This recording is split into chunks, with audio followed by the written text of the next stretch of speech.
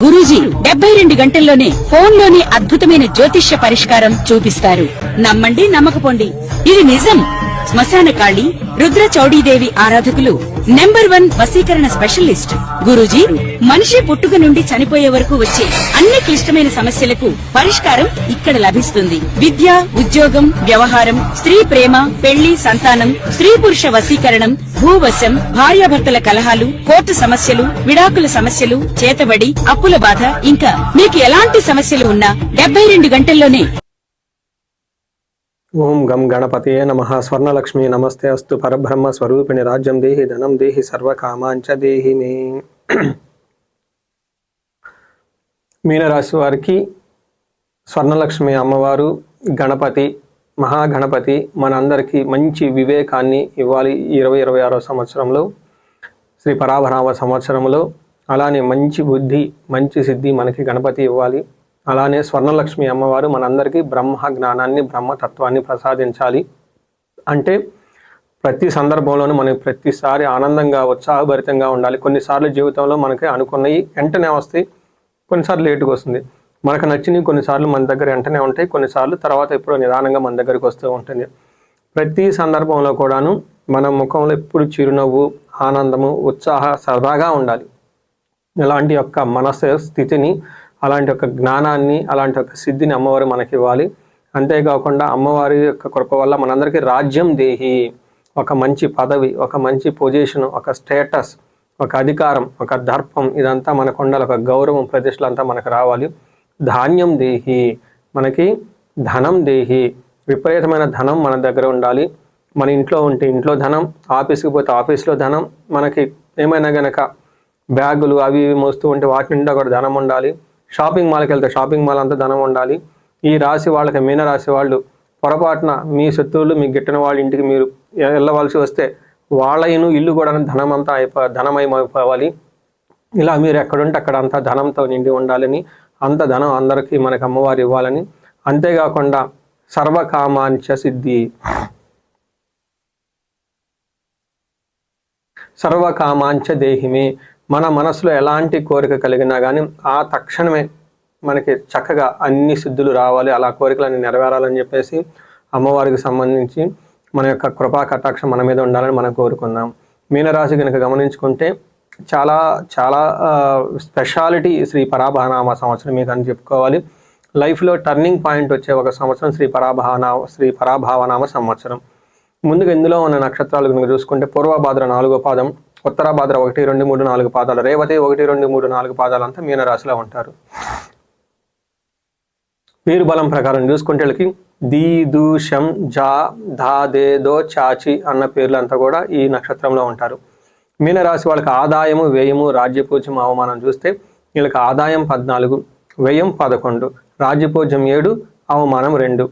నేను ఈ 12 రాశులు గురించి ఒక 10-15 రోజులు ఈ కంటెంట్ అంతా ప్రిపేర్ చేస్తూ ఉన్నాను.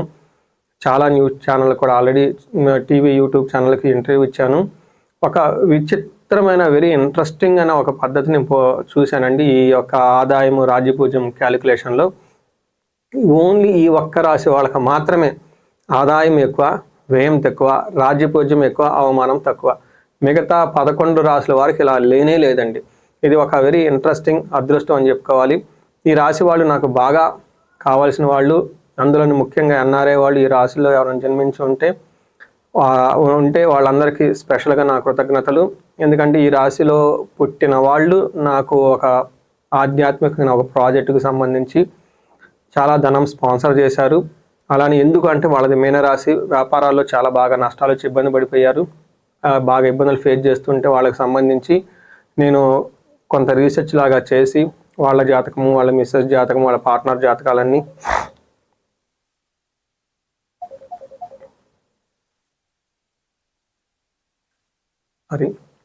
రిపీట్ ఇలా చేయడం జరిగింది.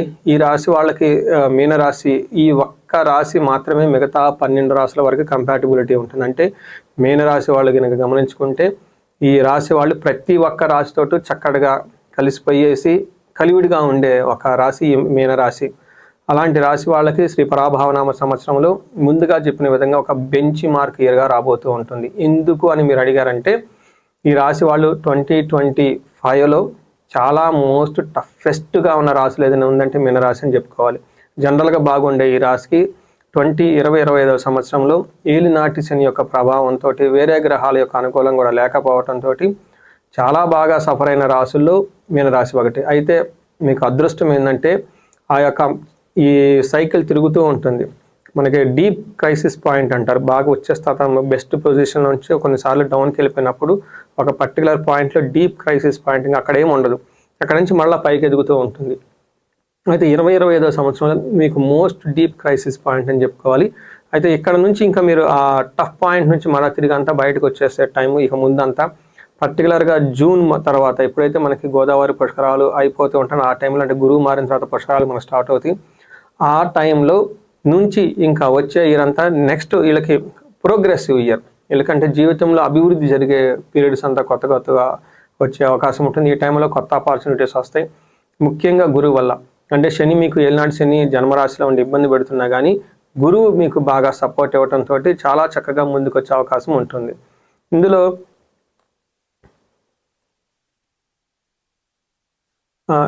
శని మీకు ఫస్ట్ హౌస్లో ఉండటం, 5వ ఇంట్లో గురు స్థానంలో ఉండటం, 6వ స్థానంలో కేతు ఉండి ధనాన్ని కూడా విపరీతంగా ఇచ్చే అవకాశం ఎక్కువగా ఉంటుంది. అంటే మీకు 75% ఇబ్బంది పెట్టే పరిస్థితిలో ఉన్న ఈ ప్రజెంట్ మూమెంట్ నుంచి ఒక దాదాపు 50-55 వరకు అంటే కంట్రోల్ వచ్చేస్తుంది. మీకు బాగుండే పరిస్థితి నుంచి వస్తారు. అంటే ఒక 25% మీకు అనుకూలంగా ఉంటే 70% మీకు ప్రతికూలంగా ఉన్న ఈ పరిస్థితి నుంచి రాబోయే రోజుల్లో ఒక 55% వరకు అనుకూలంగా ఉండేసి ఒక 40-45 మాత్రమే ప్రతికూలంగా ఉంటుంది. అంటే చాలా విషయాల్లో మీకు ఇంప్రూవ్మెంట్ వస్తుంది, మీకు ఒక గ్రిప్ వస్తుంది కెరియర్లో కానివ్వండి, ఒక ఆధారం దొరుకుతుంది మీకు ముందుకెళ్ళటానికి అని తెలుసుకోవాలి.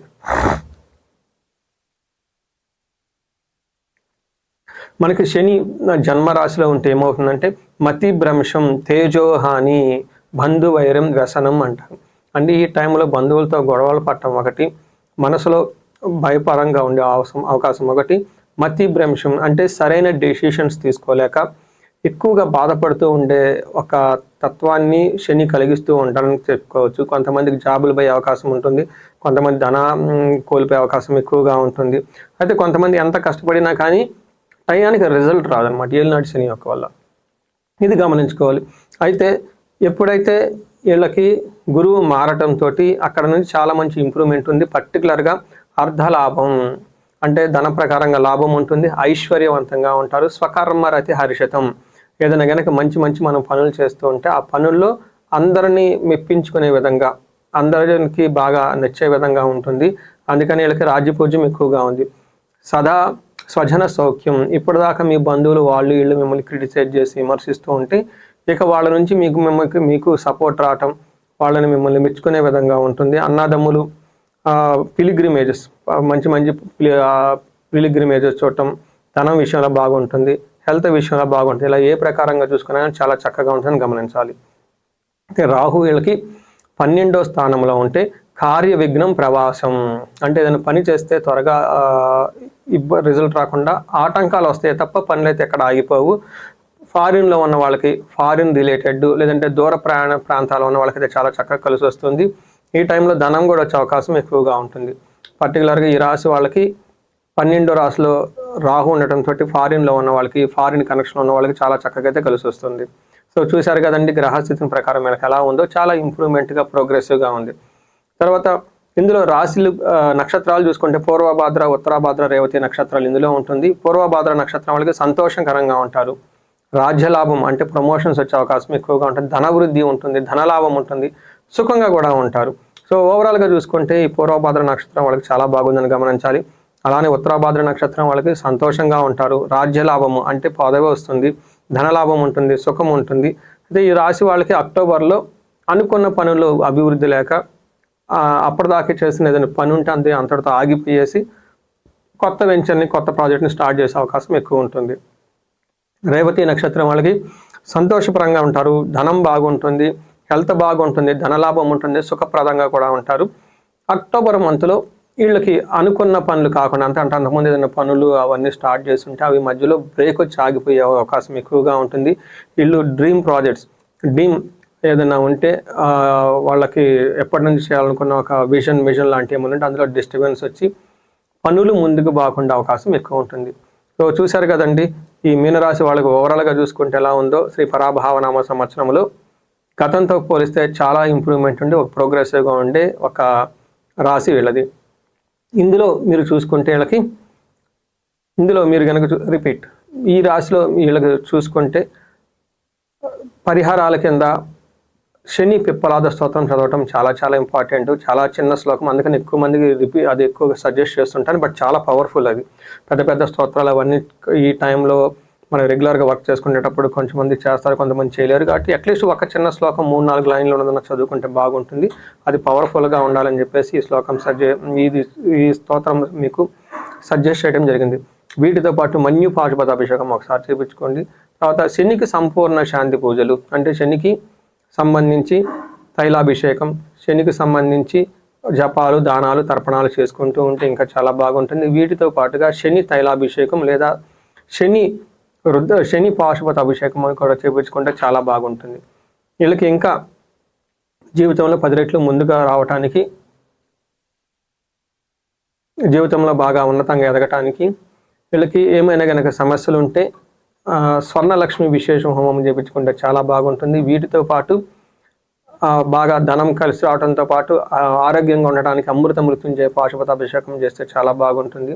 ఇంకా ఏదైనా కనుక ఇండివిజువల్గా మీకు ప్రాబ్లం అనిపిస్తే ఒక్కసారి మీ జాతకాన్ని చెక్ చేసుకోవడం చాలా ఇంపార్టెంట్. పర్టికులర్గా మీ వయసు 35 నుంచి 45 మధ్యలో ఉండి, కెరియర్లో ఒక ట్రాక్ రికార్డు ఉండి, అకాడమిక్స్లో మంచి ట్రాక్ రికార్డు ఉండి, సడన్గా ఈ మధ్యలో కనుక ప్రాబ్లం అనిపిస్తే దీన్ని మిడ్ లైఫ్ క్రైసిస్ అని చాలామంది అంటూ ఉంటారు. బట్ నేనైతే మన ఆధ్యాత్మిక ప్రకారం, జ్యోతిష శాస్త్రం ప్రకారం మీకు శాపాలని ఉంటుంది. అంటే పూర్వజన్మ మన పూరి ఎక్కడన్నా శాపాలు ఉంటే శపించుంటే అవి మీకు ఇక్కడ యాక్టివేట్ అయ్యి ఉంటే లైఫ్ గ్రోత్లో మీకు ప్రాబ్లం వస్తుంది. అదేవిధంగా గ్రహ దోషాలని ఉంటారు, కాలసర్ప దోషం, ఇవన్నీ ఇలా రకరకాల దోషాలు ఉంటాయి.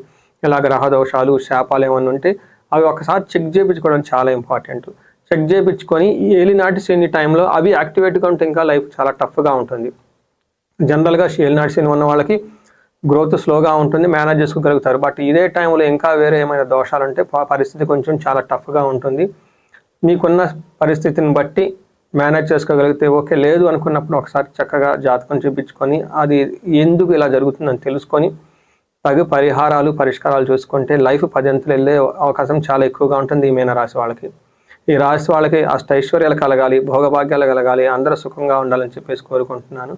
నమస్తే. మీనరాశి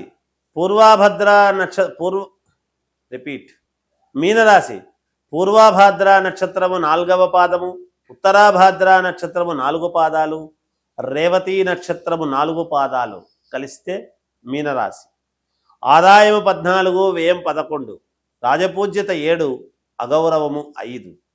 అద్భుతముగా ఉంది మీనరాశి వాళ్లకు. వీళ్ళు ఎంత శ్రమపడి చేసుకుంటారో అంత ఫలితాలు వస్తాయిగాక. శనీశ్వరుడు ఇబ్బందులు పెట్టేది ఆయనే, యోగాన్నిచ్చేటువంటి వాడు ఆయనే అనేటువంటిది గ్రహించాలి ఇక్కడ. అందుకే కష్టే ఫలి అనేటువంటి పదం ఎక్కడి నుంచి వచ్చింది? శరీరాన్ని దాచుకోకుండా ఎప్పుడైతే కష్టపడతారో తప్పకుండా విజయం అనేటువంటిదే కలుగుతుంది. చేసే వృత్తిలో అభివృద్ధి, మంచి ఆలోచనలు, క్రమశిక్షణ అనేటువంటిది, భూముల వలన చాలా లాభాలు పొందబోతున్నారు ఈ సంవత్సరము మీనరాశి వాళ్ళు. అంతేకాకుండా నీటిలో ఉండేటువంటి వాటితో వ్యాపారాలు చేసేటువంటి వాళ్ళు కానీ, నీటి మీద వ్యాపారాలు చేసుకునేటువంటి వాళ్ళు కానీ, అంటే స్టీమర్లలో వాటిల్లో పోతూ ఉంటారు, పడవల్లో. అంతేకాకుండా ఈ నీళ్లల్లో మామూలుగా చెరువుల్లో చేపలు పట్టుకోవటము, చేయటము, ఇలాంటివన్నీ ఏవో ఉంటాయి కదా. ఆ నీటిలో ఉండేటువంటి ప్రాణులతో బిజినెస్ చేసుకునేటువంటి వాళ్లకు అద్భుతమైనటువంటి యోగాలు ఉన్నాయి. నీళ్ల వ్యాపారం కూడా చేస్తుంటారు కదా, నీటినే మామూలుగా అమ్ముతూ ఉన్నారు కదా ఇప్పుడు డ్రమ్ముల్లో పెట్టి. వాళ్లకు కూడా చాలా యోగదాయకముగా ఉన్నది అనేది గ్రహించాలి. అలాగే స్థాన చలనము, మంచి చోటికి మీరు కోరుకున్నటువంటి చోటికి స్థాన చలనము కలిగి స్థిరత్వము అనేటువంటిది ఏర్పడుతుంది. ఇది నా స్థానము అనేటువంటిది మీకు మీరుగా స్వయముగా ఒక నిర్ణయానికి వచ్చి చేసుకోబోతున్నారు. పశులాభము, ఇక్కడ పశులాభము అంటే రైతులకు పశువుల వలన మంచి లాభాలు, అంటే పాల వలన మంచి లాభము కానీ, పేడ వలన కానీ, ఎరువు వల్ల కానీ వీటి వలన మంచి లాభాలు పొందుతారు. సాహసాలు చేస్తారు. సాహసాలు అంటే ఏదో సర్కస్సుల్లో పోయి సాహసాలు చేస్తారని కాదు దాని అర్థం. అంటే నేను ఇంత పెద్దది పెట్టుకుంటే ఈ పని నేను చేయగలనో లేదో, ఇంత పెద్ద వ్యాపారం నేను మొదలు పెడితే సంపాదించుకోగలనో లేదో, ఇంత దానికి నేను తూగుతానో తూగనో అనేటువంటి ఆలోచనలు పక్కన పెట్టి చేసి చూద్దాం, ఏదైతే అది అవుతుంది అనేటువంటి ధోరణితో మొదలు పెడతారు. విజయాన్ని పొందుతారు అనేటువంటిది తెలుస్తూ ఉన్నది.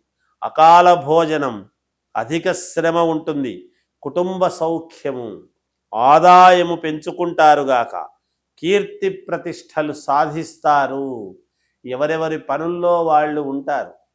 ఈ రాశి వాళ్ళు అనేక రంగాలలో ఉండేటువంటి వాళ్లకు ఆయా రంగాలలో కీర్తి ప్రతిష్టలు సాధిస్తారు. క్రమశిక్షణతో ఉంటారుగాక. ఎంత శ్రమ చేస్తారో ఆ శ్రమకు తగినటువంటి లాభము పొందుతారు. రాజకీయ నాయకులు మాత్రము ఆచి తూచి అడుగులు వేయాలి అనేటువంటిది తెలుస్తూ ఉన్నది. ఇంకా కొత్తగా ఉద్యోగాలు కావాలనుకునేటువంటి వాళ్ళు కానీ, లేదా ఏదైనా కోరికలు ఉండేటువంటి వాళ్ళు కానీ, వాళ్ళ కోరికలు నెరవేరాలి, మెరుగైనటువంటి ఫలితాలు కావాలి అని అనుకునేటువంటి వాళ్లకు లక్ష్మీ నరసింహస్వామిని ఆరాధించండి, తప్పకుండా మేలు జరుగుతుంది. విద్యార్థులకు చాలా అంటే చాలా అనుకూలవంతముగా ఉంటున్నది.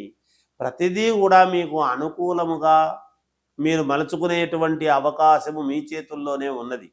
ఎందుకంటే శ్రమ దేనికి నేను శ్రమ పడతాను, దేనికి పడను అనేటువంటి ఆలోచన మీరే చేస్తారు గాక. అలా చేసి ముందుకు వెళ్ళి విజయాలు సాధించేటువంటి ప్రయత్నాలు చేస్తారు అనేది తెలుస్తూ ఉన్నది. మీనరాశి వాళ్ళు చాలా యోగదాయకముగా ఉన్నది ఈ సంవత్సరము అని తెలియజేస్తుంది. మీనరాశి వారికి ఈ సంవత్సరంలో పరాభవనామ సంవత్సరంలో ఆదాయం 14, వ్యయం 11, రాజ్యపూజ్యం 7, అవమానం 2. అలాగే ఈ సంవత్సరంలో కొన్ని అద్భుతమైనటువంటి విషయాలు ఈ రాశి వారికి ఉన్నాయి. ఎందుకంటే పంచగ్రహ కూటములు, లేకపోతేనేమో ఏలినాటి శని, ఇటువంటి వాటి వల్ల బాగా ఇబ్బంది పడ్డటువంటి రాశుల్లో మీనం చాలా టాప్ మోస్ట్లో ఉన్నారు. మరి ఈ సంవత్సరంలో 2 దీర్ఘ సంచార గ్రహాలు ప్రతికూలించేటువంటి స్థానాన్ని వదిలిపెట్టి అనుకూలమైనటువంటి స్థానంలోకి వెళుతున్నారు. అవి ఏంటో మనం క్షుణ్ణంగా తెలుసుకుందాం. ముఖ్యంగా ఈ సంవత్సరంలో మీనరాశి వారికి జూన్ 2వ తారీఖు వరకు అర్ధాష్టమ గురుడు, అంటే చతుర్థ స్థానమందు గురుడు రజతమూర్తి, తదుపరి పంచమ స్థానంలో తామ్రమూర్తిగా సంచారం చేస్తారు. అలాగే ఈ శనేశ్వరుడు ఈ సంవత్సరం మొత్తం ఏలినాటి శని రూపంలో జన్మరాశిలో సువర్ణమూర్తిగా సంచారం చేస్తారు. రాహుకేతువులు డిసెంబర్ 8వ తారీఖు వరకు 12, 6వ స్థానాల యందు లోహమూర్తులు, ఆ తదుపరి 11, 5వ స్థానంలో రజతమూర్తులుగా సంచరిస్తారు. ఇక్కడ గమనించండి, గురుబలం పెరుగుతోంది. ప్రధానంగా ఈ సంవత్సరంలో రాహు యొక్క పీడ పోతూ ఉన్నది. ఎందుకు అలా మాట్లాడవలసి వస్తుంది అంటే 3 సంవత్సరాలుగా రాహు యొక్క పీడని అనుభవిస్తూ ఉన్నటువంటి రాశి మీనరాశి. రాహు ఎప్పుడైతే అక్కడ ఉన్నారో చంద్రగ్రహణం పట్టినా సూర్యగ్రహణం పట్టినా అది రాహుగ్రస్తం అయితే మీనరాశి వాళ్ళకి బాగా ఎఫెక్టివ్.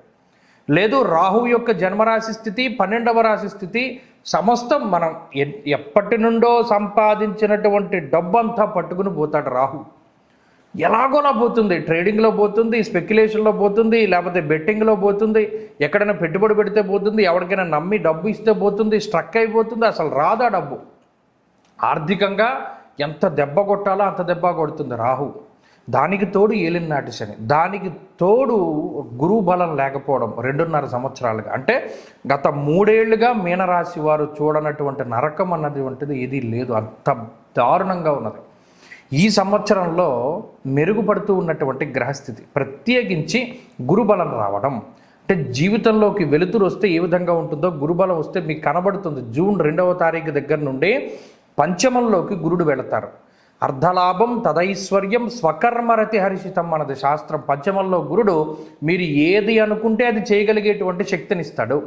అర్ధలాభ అంటే ఆర్థిక లాభాన్ని ఇస్తాడు. తదైశ్వర్యము దానితో పాటు ఐశ్వర్యాన్ని ఇస్తాడు. స్వకర్మరతి హర్షితము ఇంతకాలం చేయలేకపోయినటువంటి పనులన్నీ కూడా చేసేలా చేస్తాడు.